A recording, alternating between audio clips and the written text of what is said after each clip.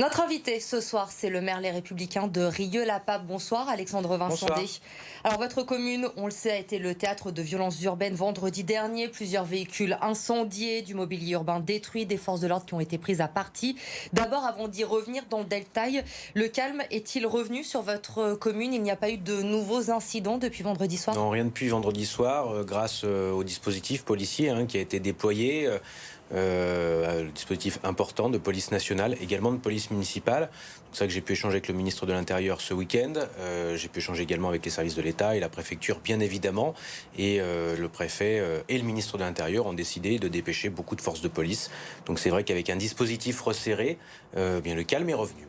200 policiers envoyés ce week-end en renfort par Gérald Darmanin. Ça représente quoi sur la commune de Rieux-la-Pape? C'est plusieurs camions. Je crois qu'on a une douzaine de camions de CRS, donc plus les polices, plus les BAC, plus les effectifs de la police nationale, plus les effectifs de la police municipale qu'on a évidemment surmobilisés. Vu ce qui s'était passé vendredi, ça a permis bien sûr d'avoir le calme, aussi de sécuriser la population. J'ai beaucoup de d'habitants de la ville de Rieux qui se disent rassurés par cette présence policière.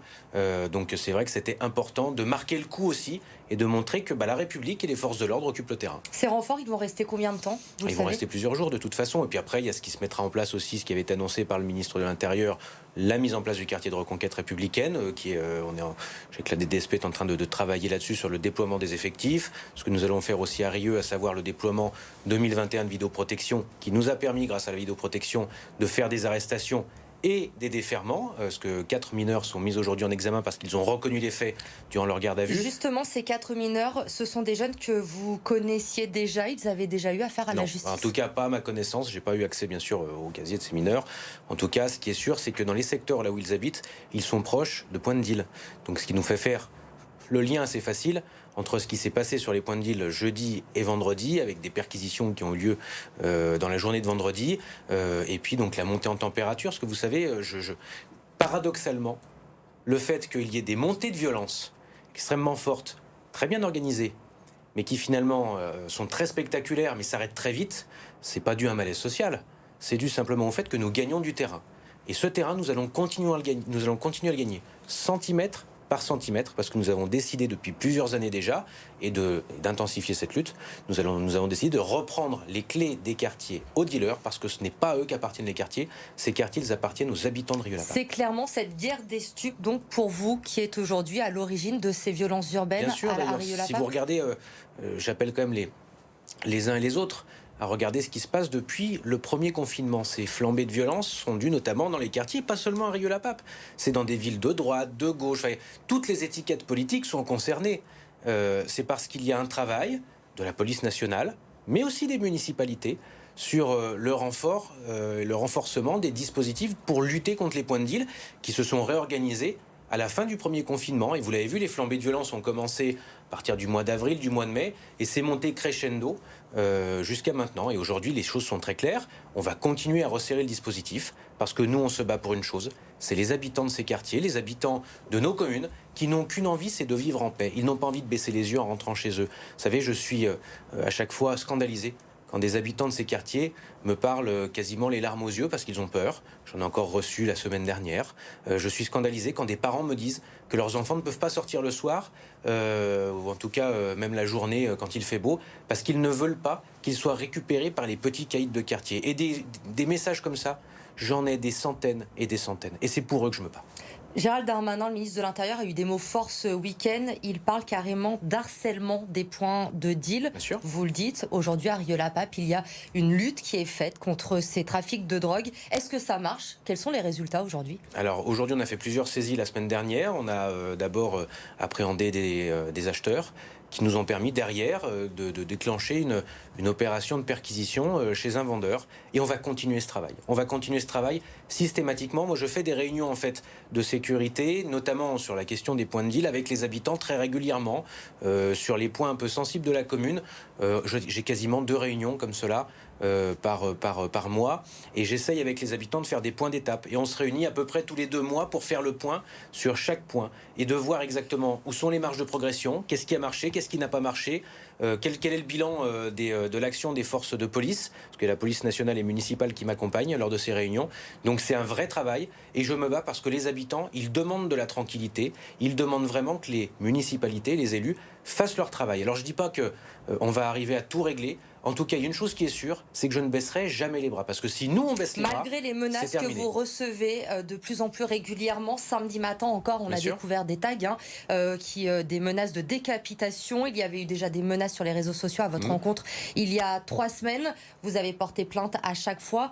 Tout cela, ça ne vous effraie pas. Vous continuerez votre politique sécuritaire à Rieux. Je vais même vous dire, ça renforce ma détermination. Parce que ça veut dire que je dérange de plus en plus et qu'ils essayent de me faire peur. Et je crois qu'ils sont mal tombés parce que force doit rester à la République. Vous ne vous sentez pas en danger aujourd'hui? J'ai un mandat qui m'a été confié par les habitants.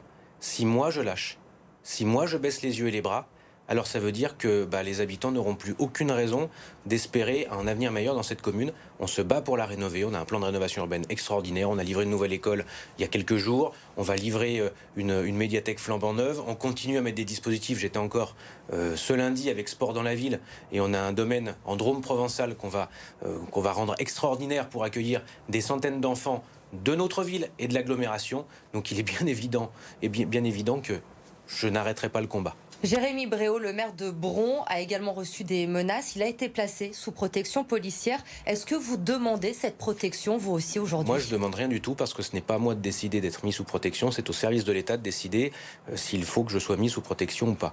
Vous avez le sentiment d'en avoir besoin? Au-delà de ma petite personne, moi, le plus important, c'est ma famille. C'est ma famille et mes proches. Moi, j'ai décidé cet engagement. C'est l'engagement de ma vie, que de servir mon territoire, que de servir mes idées et de servir aussi la population qui m'a fait confiance. C'est le combat de ma vie. Et ce combat, jamais je ne le lâcherai parce que les habitants ont besoin qu'on s'engage pour eux. Ce territoire avait besoin de changer. Et je vais continuer à me battre. Par contre, mes proches, ma famille, eux n'ont pas choisi cet engagement. Donc par contre, ceux qui doivent être protégés, ce sont évidemment ceux qui n'ont pas choisi d'être mis dans la lumière. Eux, je souhaite les préserver, c'est bien le plus important. Moi, vous savez, j'ai décidé de m'engager pleinement, d'être devant, en première ligne, et je vais continuer à l'être. Et donc du coup, vous aimeriez une protection pour vos enfants, pour vos proches? Ça, encore une fois, c'est pas à moi de le décider. Par contre, ce qui est malheureux, c'est qu'aujourd'hui, ce qui est sûr, c'est qu'aujourd'hui, en 2021, quand vous êtes maire, vous êtes aujourd'hui menacé, vos proches sont menacés.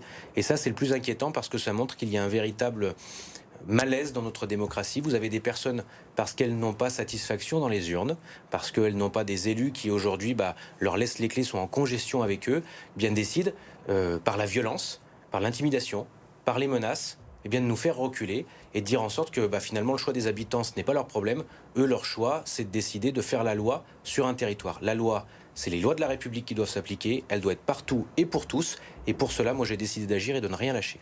Votre réaction, Alexandre Vincendé, également à ces propos que l'on a entendus sur notre antenne, notamment des habitants de Rieux-la-Pape que nous avons rencontrés tout au long du week-end dans le quartier des Alaniers notamment. Vous parlez de ces trafics de drogue, de cette lutte contre les trafics de drogue qui sont à l'origine de ces violences urbaines. Eux nous disent qu'ils sont aujourd'hui abandonnés par les pouvoirs publics, que les jeunes sont complètement livrés à eux-mêmes dans les quartiers.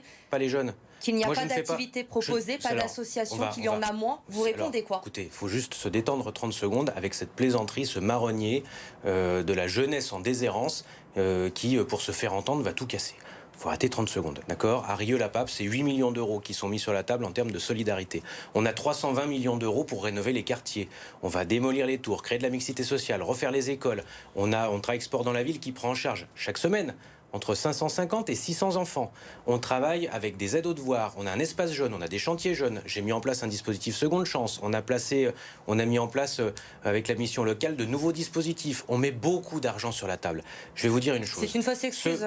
La fausse excuse, c'est de penser qu'en ouvrant une salle avec un baby-foot et en leur mettant un animateur qu'ils choisiront eux-mêmes, ils se détourneront du trafic de drogue, parce que le trafic de drogue, en l'espace de 3 à 4 jours, leur permet de gagner en un mois ce que gagne un ministre. Donc il faut juste arrêter 30 secondes les fausses excuses et la victimisation. Vous savez, moi je fais bien la différence entre les jeunes qui vivent dans les quartiers, qui ont envie de s'en sortir, que je rencontre, à qui je tends la main dans tous les dispositifs qu'on met en place, et les quelques poignées de voyous qui eux par contre essayent de faire beaucoup de bruit, essayent de prendre beaucoup de place, mais qui ne représentent qu'eux-mêmes et qui très clairement n'ont qu'une envie, c'est encore une fois essayer de prendre les clés du quartier et puis essayer de faire en sorte que la municipalité co-gère avec eux. Ça, c'est non, c'était le cas avant Rieux-la-Pape dans certaines années. En tout cas aujourd'hui, c'est terminé. Depuis 2014, j'ai dit non. Quand j'ai des jeunes qui sont venus me voir en me disant « faut nous embaucher à la mairie parce que sinon on va mettre le bazar », eh bien c'est simple, je leur ai dit vous pouvez sortir du bureau. Et c'est comme ça que je continuerai à travailler dans ma commune. Merci Alexandre Vincent d'avoir Merci répondu à nos questions ce soir sur BFM Lyon.